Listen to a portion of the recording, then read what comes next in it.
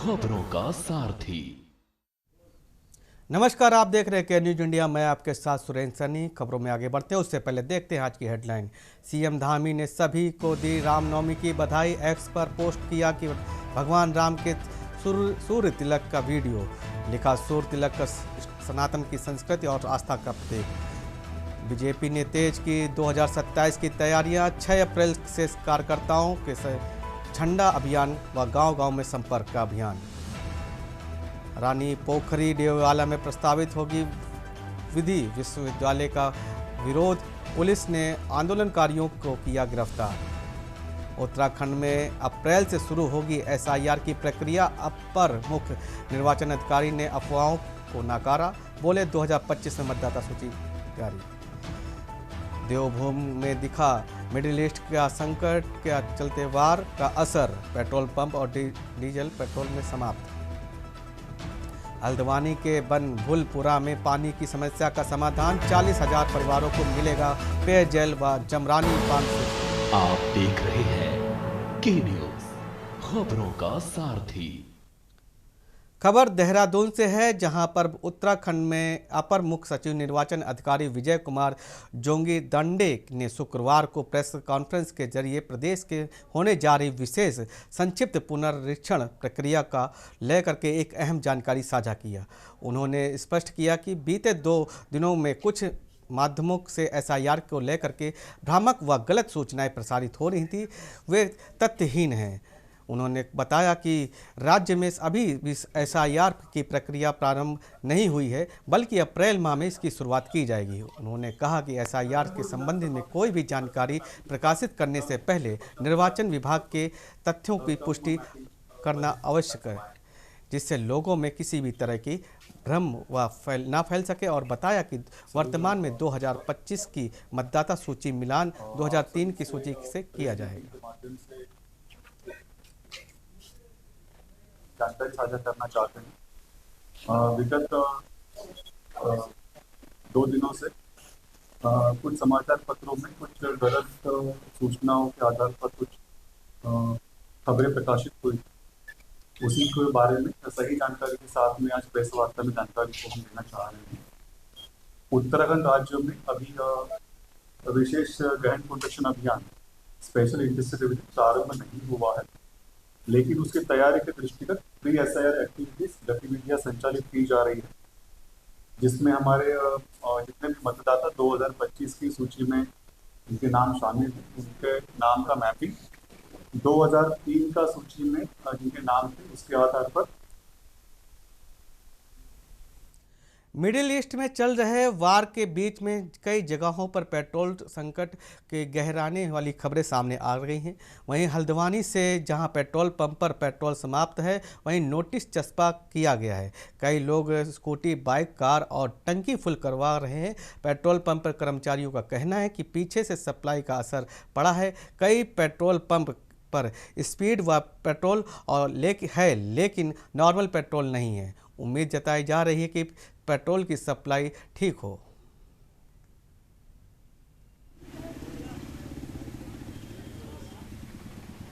Petrol में तो अभी दिक्कत है, थोड़ा सा कम आ रहा है, ऊपर से कम आ रहा है, सप्लाई नहीं आ रही, इसलिए 2-3 दिन हो गए आज गाड़ी नहीं आई हमारी। 3-4 दिन से हमने आरटीजीएस कर रखा है, तो सप्लाई नहीं पहुंच पाई है। तो आज आने की संभावना है। अच्छा। और स्पीड का है स्टॉक हमारे पास। अच्छा। और डीजल है अभी भरपूर। अच्छा। अगर गाड़ी नहीं आती तो क्या स्थिति रहेगी अगर पेट्रोल की गाड़ी नहीं आती तो आज? देखो, कल डिपो में मीटिंग थी, कल आश्वासन दिया कि आज गाड़ी आ जाएगी करके। तो अब देखते हैं शाम तक क्या स्थिति बनती है। अगर शाम तक नहीं आती तो कल शाम तक का स्टॉक हमारे पास स्पीड है। अच्छा। नॉर्मल पेट्रोल तो ड्राई है। ऐसा नहीं है। जो भी हमारे तेल एजेंसियां हैं उनसे हमारी बात हुई है, जो सेल्स मैनेजर हैं उनसे बात हुई है। किसी भी कंपनी में तेल की कमी नहीं।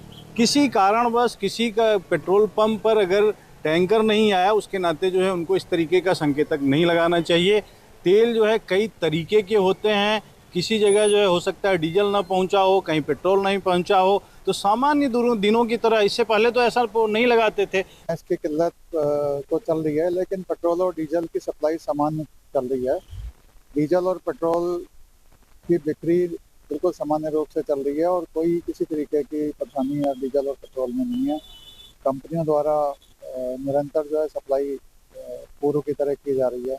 हाँ, कुछ पंपों में किसी टेक्निकल कारण से कोई कभी गाड़ी खराब हो गई या समय से नहीं लग पाया या कोई और वजह रही होगी तो अ, उसमें देरी हुई होगी, तो कोई इक्का दुक्का ऐसी घटना हुई है। बाकी पेट्रोल आप देख सकते हैं पेट्रोल पंप में अभी।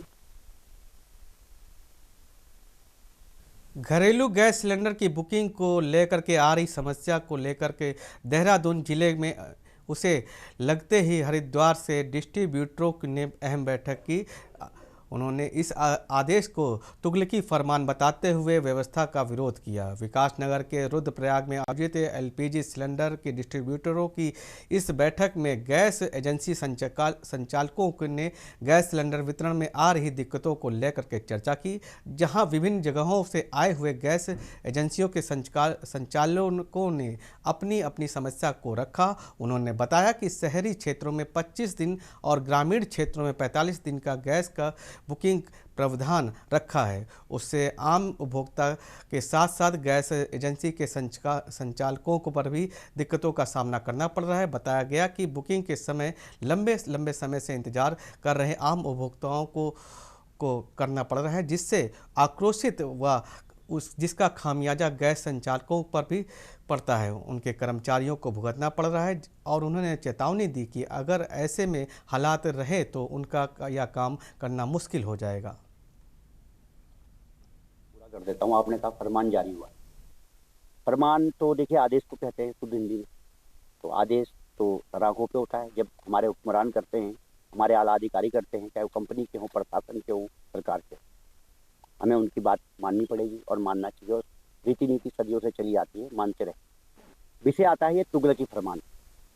आपने एक हांडी के दो पेच कर, आप कह रहे हैं कि जो ग्रामीण कैटेगरी में जो एजेंसियां हैं उनको 45 दिन के उपरांत बुकिंग होगी पिछली डिलीवरी से, गैस डिलीवरी। अब जो समय ऐसा आ गया है कि दिक्कत ये हो रही है कि जो हमारे जो काम करने वाले जो स्टाफ हैं वो भी मना कर रहे हैं, डिलीवरी मैन जाने के लिए मना कर रहा है, क्योंकि जैसे ही हम किसी गांव वगैरह में कहीं पे भी देखते हैं तो लोग गाड़ियों को घेर लेते हैं। यहाँ पे मार पिटाई का भी हो रहा है। हमने सीएससी सेंटर खोले थे, सीएससी सेंटर वालों ने भी मना कर दिया कि अब हम सप्लाई नहीं दे पाएंगे, आप अपनी सप्लाई अपना दीजिए। तो हमारे पास अब कोई वो नहीं रहा है। अगर इसी तरीके से रहा तो हम सप्लाई आगे कर भी नहीं पाएंगे। देखिए, कालसी की जो एजेंसी थी वो तो चलो उनका कुछ मैटर चल रहा था जमीन से लेके, तो इस वजह से बंद हुई है वो। तो हमारे पास प्रेशर आया इंडियन ऑयल से कि हम कनेक्शन आपको दे रहे हैं और कुछ एजेंसीज को दे रहे हैं, और वो 4 एजेंसी में गए हैं कनेक्शन। एक तो हमारे पास आए और इसमें आए आपके बालूवाला में, करुणा में और टाकपत्थर और विकासनगर में, तो सबसे ज़्यादा हमारे पास आए कनेक्शन। तो अब हम शेरपुर से लेकर चकराता तक गाड़ी भेज रहे हैं और वो है सेमी अर्बन जगह। ठीक है, ग्रामीण की मैं बता सकता हूँ कि ग्रामीण एजेंसी है हमारी, ग्रामीण में दर्शाई गई है उन्होंने, हालांकि ऐसा कोई नोटिफिकेशन हमें तो नहीं पता। तो दिक्कत वही है जैसे किसी का 30 दिन बाद खत्म हो गया सिलेंडर, और हम हिस्ट्री भी देख रहे हैं उसकी, वो हर 30 दिन 25 दिन में भराता था। अब वो उसे कहा जा हमारे द्वारा कहा जा रहा है कि 15 दिन आपको वेट करना पड़ेगा।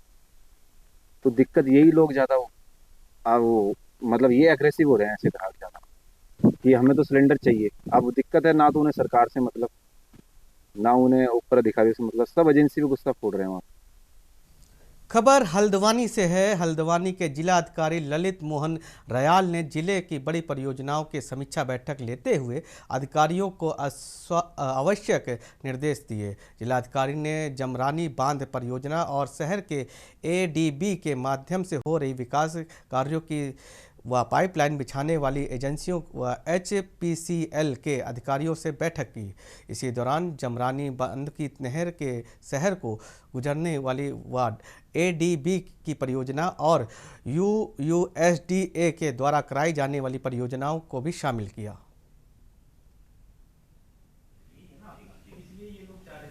जो बड़ी परियोजनाएं जनपद में हैं उसमें जमरानी है और जो एडीबी का यहाँ पर यूएसडीए का है, कुछ सीवरेज का है, कुछ एचपीसीएल की भी गैस पाइपलाइन का यहाँ पर डिस्ट्रीब्यूशन नेटवर्क होना है। तो उनका आपस में समन्वय बैठक की गई है। जिन क्षेत्रों में सड़कें खुदी हुई हैं तो उनमें जिसको डालना है वो एक ही बार में उसमें अपना नेटवर्क डाल ले, और जो प्रीवियस फोर्टनाइट में इनको एडीबी को लक्ष्य दिया गया था कि वो 17 किलोमीटर करेंगे। खबर लक्सर से है, जहां पे तहसील ग्राम के अब्दीपुर गांव में सरकारी भूमि पर किए गए कब्जे के मामले में राजस्व प्रशासन की टीम के द्वारा दूसरी बार मौके पर पहुंचकर भूमि की पैमाइश का काम शुरू किया गया। कानूनगो के नेतृत्व में मौके पर पहुंचे टीम ने मामले की शिकायतकर्ता व अन्य ग्रामीणों की मौजूदगी में पैमाइश का काम शुरू किया। इसी दौरान टीम ने इंचार्ज कानून को बताया कि यह सच है कि काफ़ी हद तक सरकारी भूमि पर कुछ लोगों का कब्जा हुआ था, लेकिन अब तमाम ऐसी भूमि को चिन्हित कर लिया गया है और लगातार पैमाइश कराई जा रही है।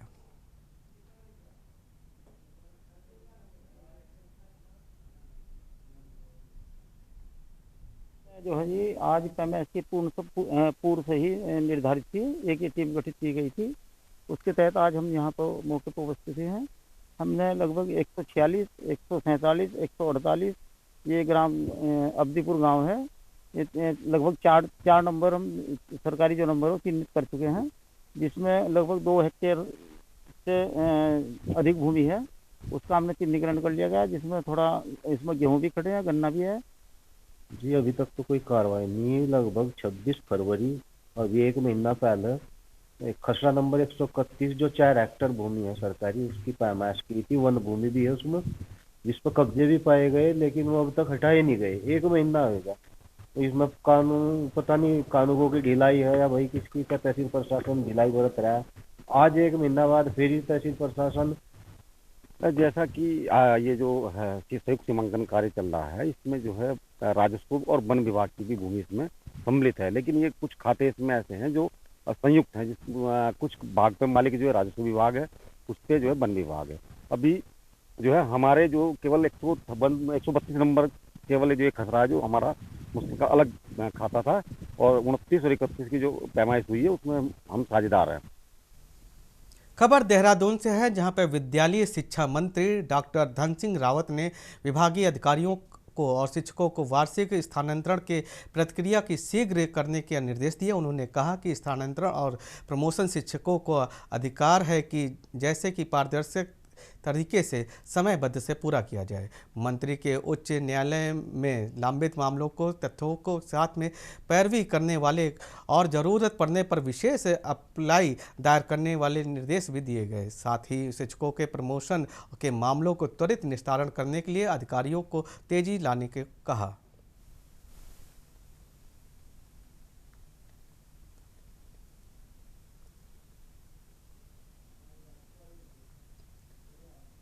खबर देहरादून से है। सैनिक कल्याण मंत्री गणेश जोशी ने गढ़वाल राइफल्स के colonel of the regiment lieutenant general Dinesh Singh के राणा ने न्यू कैंट रोड पर स्थित आवास में शिष्टाचार भेंट की। इसी दौरान सेना की ओर से स्मृति चिन्ह भेंट कर उनको सम्मानित किया। बैठक के पूर्व सैनिकों को रोजगार के अवसर व वरीयता चक्र विजेताओं की सम्मान राशि बढ़ाने और चंबा स्थित गब्बर सिंह मेमोरियल के सुधार और भूमि धोखाधड़ी पर रोकने जैसे मुद्दों पर चर्चा हुई। साथ ही चारधाम यात्रा के मार्ग पर पूर्व में सैनिक के लिए रोजगार सृजन करने पर विचार विमर्श किया गया।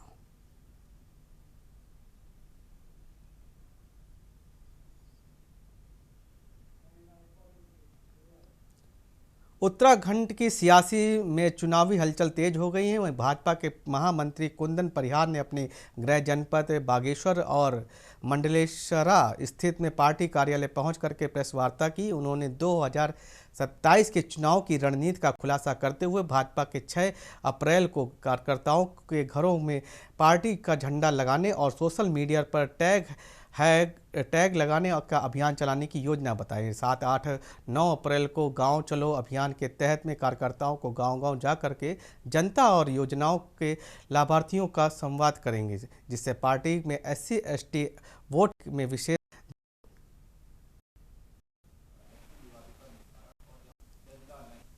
देखिए, एक तो जो हमारी सरकार के 4 वर्ष पूर्ण सफलतापूर्वक हुए हैं, हमारी सरकार आदरणीय पुष्कर सिंह धामी जी के नेतृत्व में इस सरकार ने अनेकों ऐसे ऐतिहासिक कार्य किए हैं जिससे भारतीय जनता पार्टी का कार्यकर्ता गौरवान्वित है, लेकिन साथ साथ जनता उससे लाभान्वित है।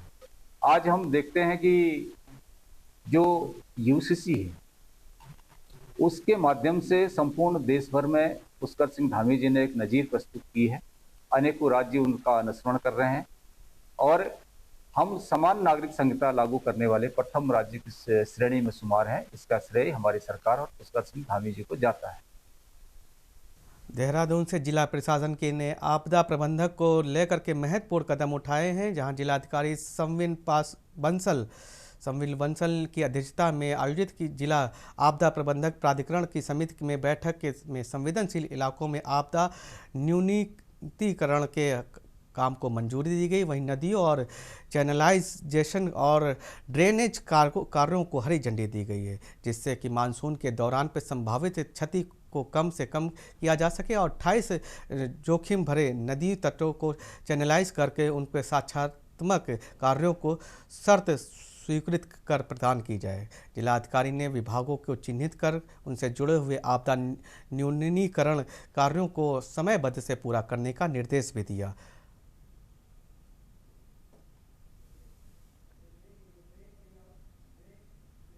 यहाँ पे लेते एक छोटा सा ब्रेक, जल्द हाजिर होते हैं।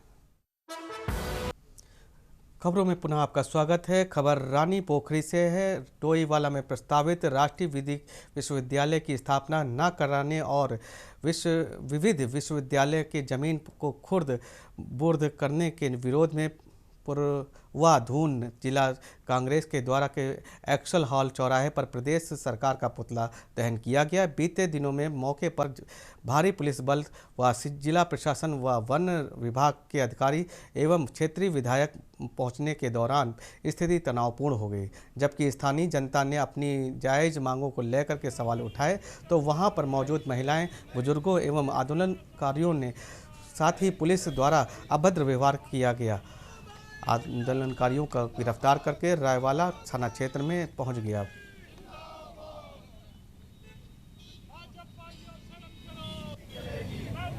बाईस अप्रैल 2019 को डोईवाला क्षेत्र के रानी पोखरी क्षेत्र में निष्ठाबाद पंचायत पड़ती है, वहाँ नेशनल लॉ यूनिवर्सिटी की शिलान्यास किया गया था और जिनने वहाँ शिलान्यास किया गया था वो वहाँ के विधायक त्रिवेंद्र सिंह रावत जी, जो उस समय प्रदेश के मुख्यमंत्री थे। उनका एक ड्रीम प्रोजेक्ट भी कहा जाता था इसको कि नेशनल लॉ यूनिवर्सिटी यहाँ आएगी। उस दिन बड़े बड़े अधिकारी वहाँ पहुंचे थे, बीजेपी के बड़े नेता वहाँ पहुंचे थे और ये कहा गया कि ये यूनिवर्सिटी यहाँ स्थापित होगी तो प्रदेश के युवाओं को, प्रदेश से बाहर से जो युवा आएंगे उनके लिए बड़ी अपॉर्चुनिटी होगी, क्षेत्र का विकास होगा, लोगों को रोजगार मिलेगा। इतना बड़ा संस्थान अगर किसी क्षेत्र में आता है। खबर हल्द्वानी से है। बनभूलपुरा क्षेत्र में एक राहरी सामने आ रही पर समय से पानी की किल्लत से जूझ रहे हजारों परिवारों ने अब बड़ी राहत मिलने की जा रही है। मुख्यमंत्री पुष्कर सिंह धामी के प्रयासों से दिशा में चल रही बड़ी योजना पर काम किया जा रहा है। वहीं बनभूलपुरा क्षेत्र में करीब 40,000 परिवारों को लंबे समय से पानी की समस्या से परेशान थे। अब मुख्यमंत्री पुष्कर सिंह धामी के प्रयासों के बाद जम रानी बांध से यह योजना की शुरुआत की जा रही है, जिसके तहत में सभी नई पाइपलाइनें बिछाने का कार्य तेजी से किया जा रहा है। रानी बांध जो हमारी सरकार ने माननीय मुख्यमंत्री जी पुष्कर सिंह धामी जी के नेतृत्व में जो वर्षों से, लगभग 100 वर्षों से ये योजना रुकी पड़ी थी और कई सरकारें आईं लेकिन इस योजना को छुआ तक नहीं।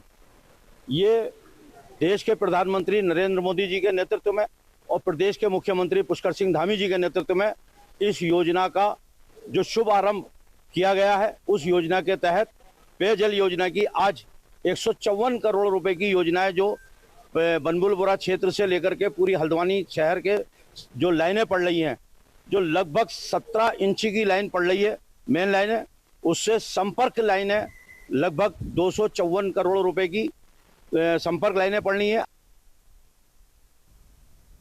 नैनीताल उत्तराखंड हाईकोर्ट द्वारा देहरादून के जिले में सौड़ में बन रहे पुल के निर्माण के अनियमितताएं को मामले में की सुनवाई हुई। अभियंता अजय कुमार ने आरोप है कि उन्होंने पुल के निर्माण में रेत की जगह मिट्टी का उपयोग किया था, जिसके चलते उन्होंने सस्पेंड कर दिया गया। कोर्ट ने खंडपीठ की याचिका पर फिलहाल कोई नहीं दी है और विपक्षियों से 3 सप्ताह के भीतर जवाब पेश करने को। एक ब्रिज था ओसाला से, नहीं, सौड़ से ओसाला में बनना था, ब्रिज में जो फाउंडेशन होता है, फाउंडेशन में कंक्रीट, बजरी और की जगह सैंड की जगह मतलब रेत मिट्टी का प्रयोग किया जा रहा था और उसके ऊपर ब्रिज बनाया जा रहा था। तो मैंने उसकी वीडियो भेजी, वीडियो का तत्काल हमने संज्ञान लिया और जो भी को हमने सस्पेंड किया, ताकि कल को जाता तो उसमें जनहानि बहुत होती। और जब तक हम वहाँ पहुँचे तब तक सारा एविडेंस जो था वीडियो में है। खबर देहरादून से है। देहरादून के पुलिस लाइन में प्रारंभिक प्रशिक्षण प्राप्त कर रहे रिक्रूट आरक्षियों के साथ में देहरादून पुलिस अधीक्षक प्रेमेंद्र डोबयाल के द्वारा पे इंटरेक्शन किया गया है। इस दौरान पे पुलिस अधीक्षक देहरादून ने नवगंतुओं को रिक्रूट आरक्षियों से संवाद किया और पुलिस फोर्स में शामिल किया होने पर उज्जवल भावना शुभकामनाएं दी, माफ़ कीजिएगा, शुभकामनाएं दी। पुलिस सेवा के गरिमा व अनुशासन की कर्तव्य निष्ठा को भी महत्वपूर्वक समझाया।